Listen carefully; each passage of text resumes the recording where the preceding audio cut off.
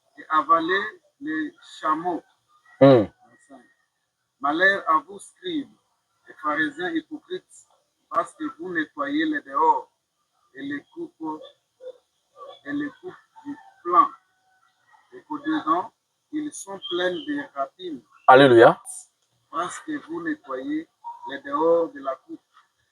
Malheur na bino, ba pharisien na ba scribe, parce que bozu kopo, bozo bongisango na libanda, bosukoli yango ekomi kitoko, mais na kati etikali mbindo. Kati wana eza nini? Au niveau de l'esprit, il y a la sémence racinée du diable.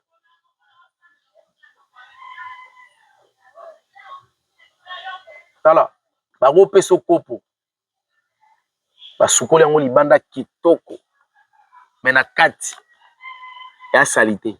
Bacheli o mai. Tango simbi olingo mela. Est-ce que o mela ngo? Olobani. Kopo eza salité. Ozongisa. Bakoki ko nettoyer na kati ya kopo. Bache mai. Mais libanda ya kopo. Ba mafuta, ba fufu, ba avocat, ikangami. Ba peso komela. Pwani. Te mai na kati ya kopo. Mela kaka. Donc, la sanctification totale est très importante. Très importante. Tu dois te dépouiller de l'intérieur et de l'extérieur. Yo se dépouiller de l'intérieur. De l'extérieur au boya. Au bout, on continue à biloko. Nous devons valoir aux alatés. Le Seigneur va te vomir. Alléluia. Tu dois nettoyer de l'intérieur et de l'extérieur. Au moment où va kopoana kitoko. Ba chelio pena vase moko boito, verre moko boito, tasse moko boito. Libana nango soin, kati nango soin, ba chelio mai. Tango tombolo lingo meloki yango solazei, omela. Olobani. Et à salité. Mais na kota nango boy, libana nango za soin, kati nango za soin. Mais solazei, esali ki ba melate. Odeur ni yobi misaka. Mwana nzambe. Odeur à haine. Odeur à jalousie. Odeur à impudicité. Odeur à mensonge. Aujourd'hui, ça solo yamabe. Mais tu as l'apparence d'un homme de piété. Babete la comme aboko na acte oyo posaka ya caricature asungaka orphelin akipaka ba veuve ateyaka sango malamu asakolaka délivraka. Mais obimisaka solo moko ya malamu te. Soki bato bafandi komi na poma bi tokokozala na biso na ye meyende na pardon. Et na makambo bato bafandaka babi ye tozalaka en dépit de tout un jour tozala te. Bien aimé, tu marches dans la sanctification totale, c'est bien. Mais tu passeras au jugement.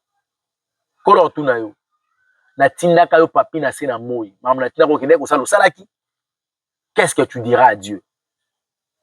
La sanctification. La sanctification pour sa mission.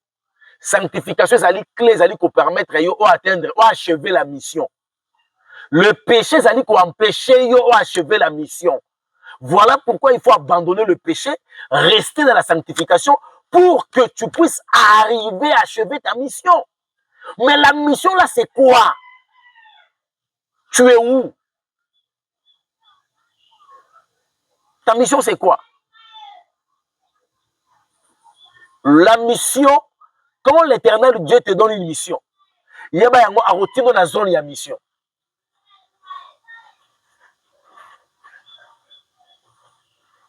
Tolali tolamugi, est la République pour les a menacés, te former bas soda, te tire bango Mwanda. Pour qu'il y ait Mwanda, formation possible pour qu'il y ait Mwanda. Et là on est dans Mwanda, perenco, pétrole, ba crevette. Bozi bas soda, bo pesi bango na ba bombe, ba ki osali na Mwanda, bitumeza na est. Quand le Seigneur te donne une mission, il y aura une zone opérationnelle. Nous avons la mission wano qui est kosala. Maintenant, il y a des gens qui se retrouver locaux là, Jonas. La mission c'est la Ninive à Tarsis. On a quelqu'un comme Nzambe Kaka. Na quelqu'un à côté à Sango Malamu. Yo ete kuna. Ah. Jonas azaleka musala Nzambe. Omoni tia mamelaki azaleka musala Nzambe. Azalaki pe na mission. Mais a déviaki itinéraire. A quelle zone a mission te? Conseil Nzambe malamu. Wapi? Nesigani.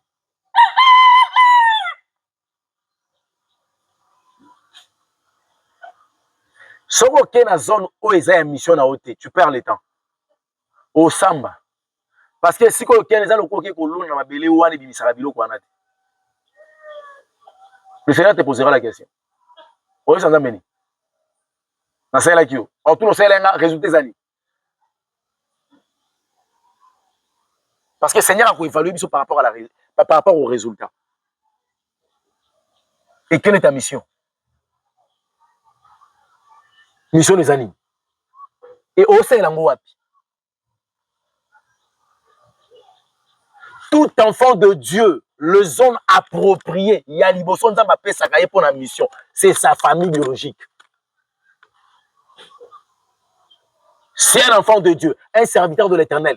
Il n'a pas pu réussir à convaincre, à changer, à transformer sa famille. Tu as échoué.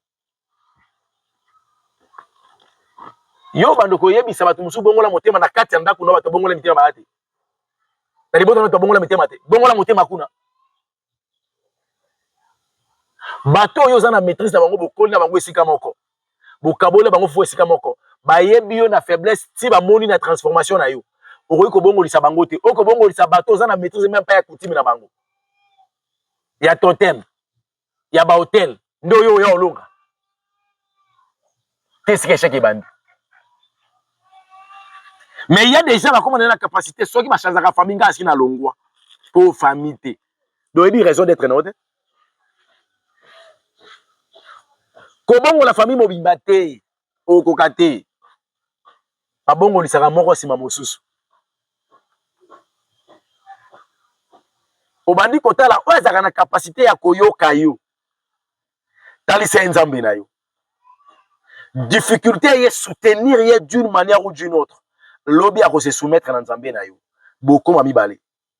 Après beaucoup m'a mis 7. Beaucoup mis 4. Beaucoup mis 5. Aurora qui a il y a même nzambe na kati libota.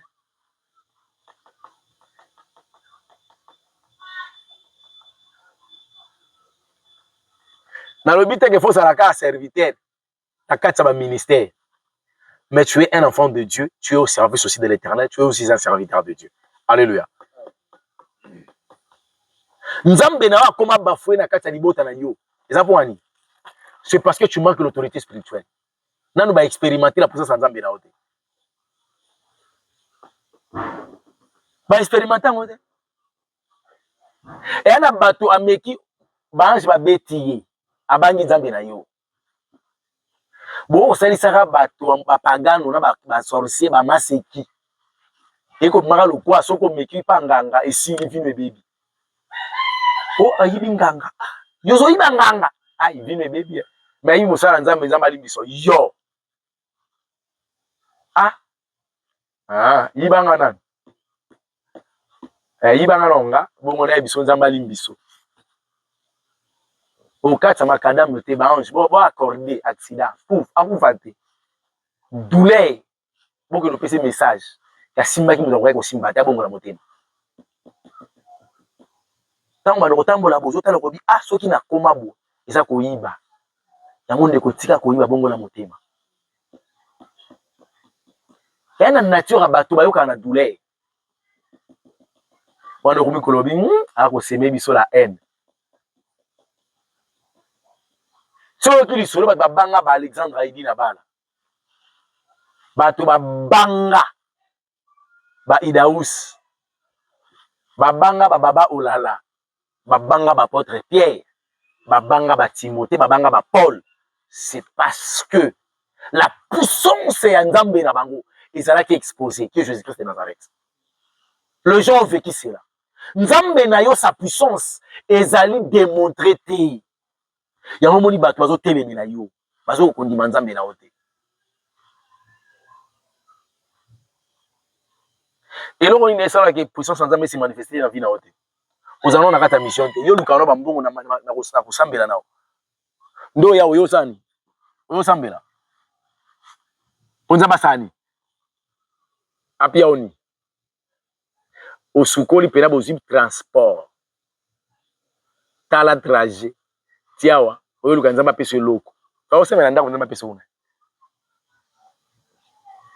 Ah to luka biloko pa Nzambe te. To ye koyoka Nzambe po to so marche malamu na ye. Alléluia.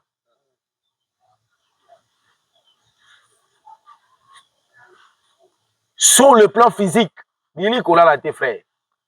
Ba otalo na YouTube. Ozo nimba. Sur le plan spirituel, diable qui acheba hôtel, acheba hôtel, acheba hôtel, acheba hôtel. Oza tellement environné na kati ya rayon moko négatif. Mission na ye yo salaka oko kisa mission na ote sur terre. Poko kisa mission te fotika la ignorant. Tolobaki autrefois la mission d'une personne ezalaka collée. Totuna ki batulobi ndeko musabi mission nanga ce qu'on a ressenti ni pour ba mission nanga. T'expliquer kango. Eh maman Christine. Laisse-moi aider pour moi. OK. Mission ya moto. Ezalaka basé na ba don. Po oyeba mission na yo ko déranger ngate, ko tungisa ngate na émission. Po oyeba mission na yo. Il faut banda ko repérer les dons par lesquels Éternel Dieu a mis sur toi. Donc c'est dans ma peso makabonios aux anangoza pour ani. Maintenant na kati ba don, il y a ce qu'on appelle un don dominant, un don secondaire, na les dons d'appui. Alléluia. Mamnalo bozoga.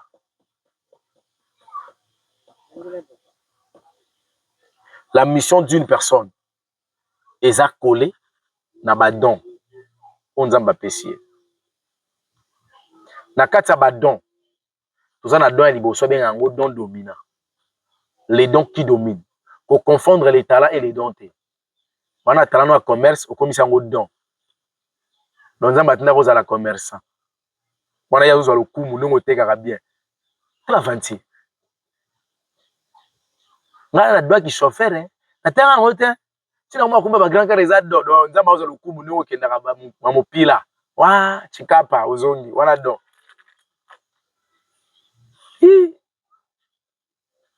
Soki yango don, on parler à la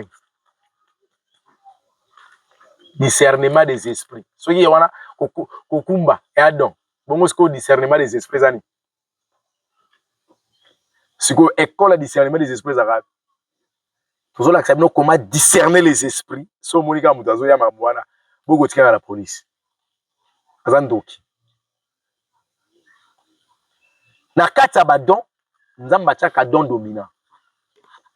Don oyo ezali ko dominer. Les dons dominants c'est les dons phares. Oyo ko permettre yo au banda ko exercer mission. Mais pendant qu'on zo kende, on peut ko kuta na bambiscade.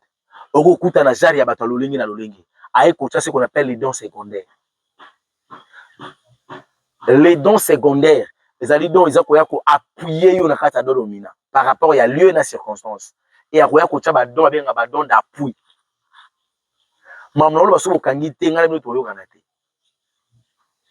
Na sima ko kanga bobi kango. Papa don dominant nos ali. Hein?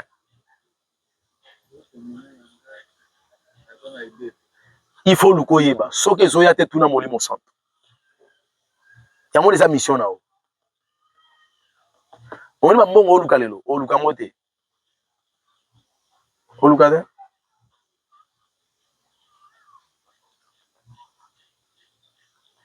Oluka te.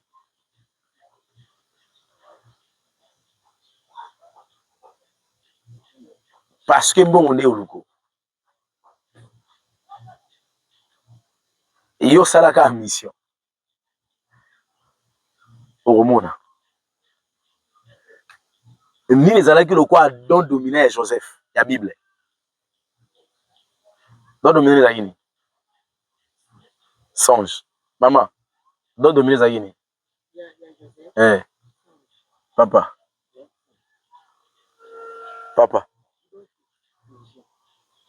mama songe abongani na songe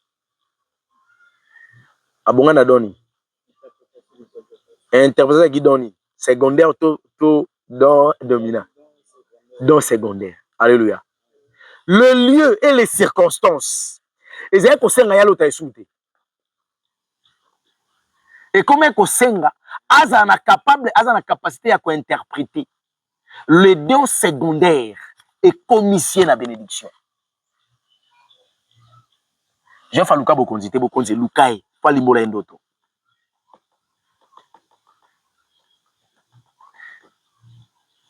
asala politique te auta papa bango alors papa bango ayi mwa musala donc soki ayi na musala je vais passer na vie na ndaka Potifar comment gérer intendant biloko pe comme pambwama premier ministre mbala de Giboy au premier ministre on imaginer asala stage à muke na Giboy tant on ko gérer bateau ezali Giboy wana ezali gestion abandi stage il m'a comprendre te na sima wana kola longoli wana apc toute donc Égypte nation entièreté et puis ça Égypte à l'époque ezali grande puissance alors ba États-Unis lelo est-ce que premier ministre on imaginer bon oyesi ko kokoma mokonzi na mboka oyo nzambe ya mboka wana aza nzambe na ote Pharaon akina banzambe na yemo na zakina nzambe je fa bateli ka éternel Dieu na bango balakse papa et pas tata na mama na oyibe loko nini c'est que Joseph a reçu pour que nous comment na bokonzi c'est parce que a préservé sa sanctification face à moi sa Potifar donc soka tombaki na lisumu anga koma na kachote royaume bande anga raté royauté. C'est pour te dire que la sanctification te permet d'achever ta mission. Le péché t'empêche d'achever la mission. Nili, don dominant nous années.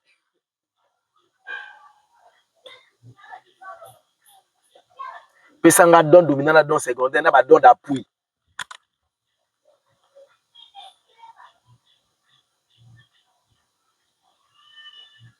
Siko soko yebite là tu vas pinda bien yebite. Bana yana mukili. Ti siko so liwe me ko zo eli felo. Malgré multiples de missions de prières na zamba.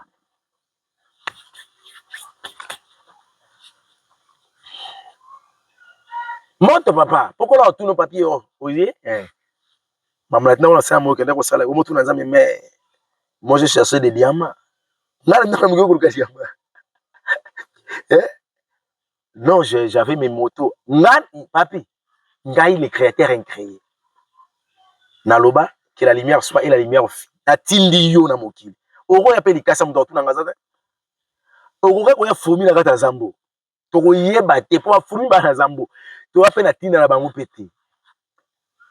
Nga na tindi yo mutu. Na poneli yo famille.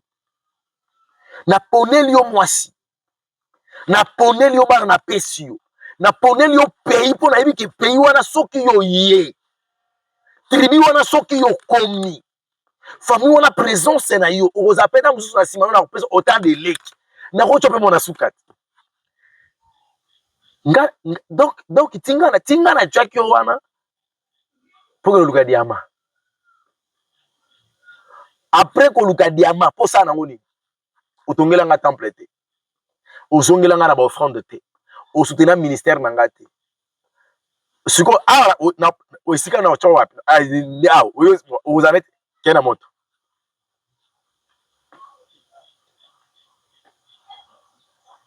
C'est la mission de l'église de préparer l'église. La préparation de l'église, ça signifie ramener le peuple de Dieu na kati ya mission na bango. Soki peuple nzambe azokota na mission, azokende tozozongisa na mission te. Tozomemaka na ba prière, tokomisi bango ba religieux. mentor, prière, et après.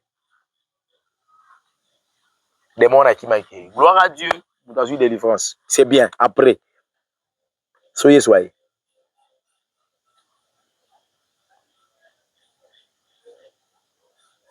Il y aura Marambo. Parce que question, il y a Ramini. Papa est long, toi qui es de zone.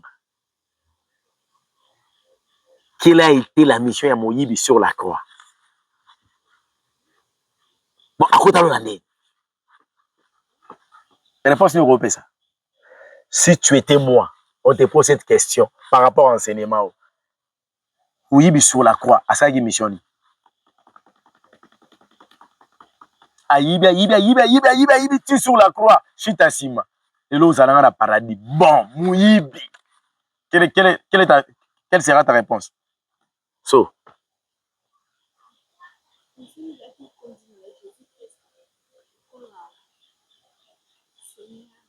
Donc, il suffit de vous dire que vous avez là.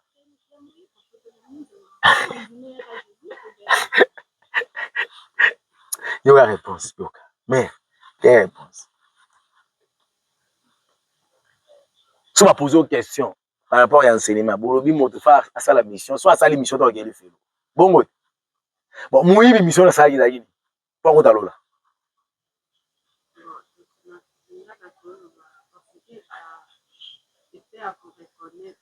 Donc, ceux qui m'ont dit ça l'émission, tu m'as reconnaître hier sur quoi t'as là. Bon, donc, biso ça va ngoluti. Bon, il y a eu un cas particulier. Mais le lien ma moto de bimeli.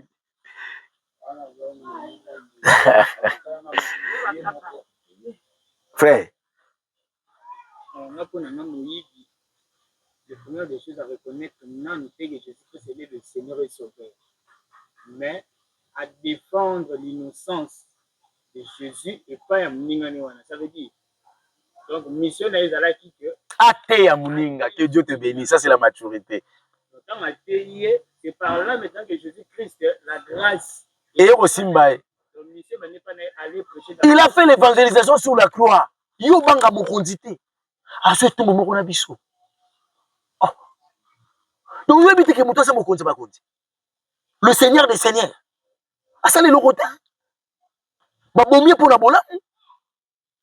Hein? Donc, yo même si tu as yo bon kaboté mati. Il a évangélisé la personne. Mais mon temps a tiré une incrédulité. Étant à Balouki. En fait, il y a encore limite à ma soumounanga. Kanisanga tango zonga na royaume na yo. Car j'ai fait ton travail. Eh, oui, bah salam musala nzambe.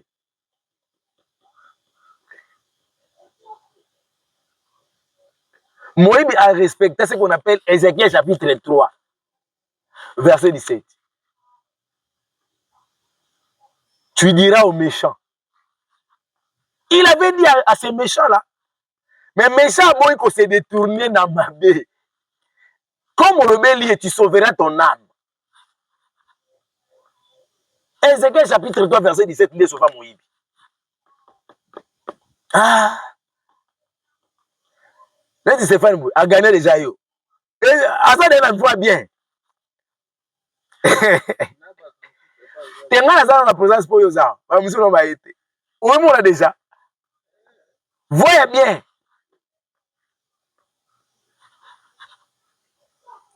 À gagner, parce que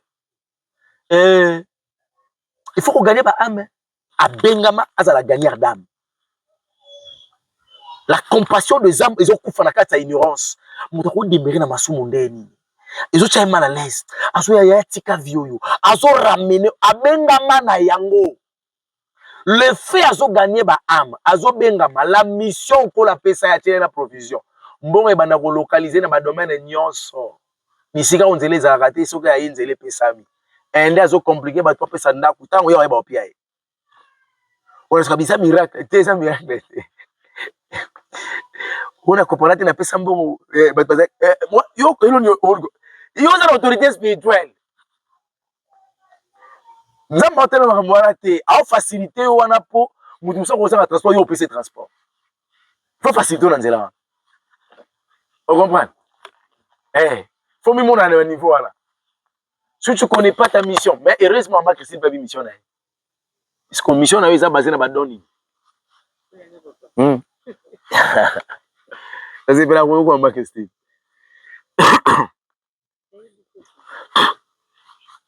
Oui, bité. Ce que vous vivez vendez.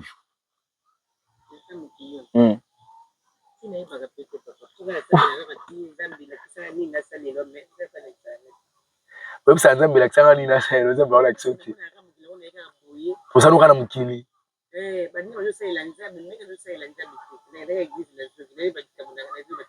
Mais ogeli felo.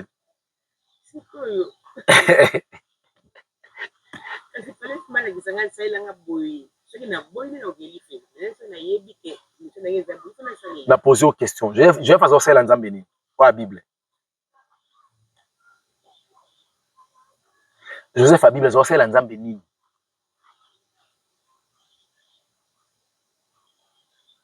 Qui peut nous répondre?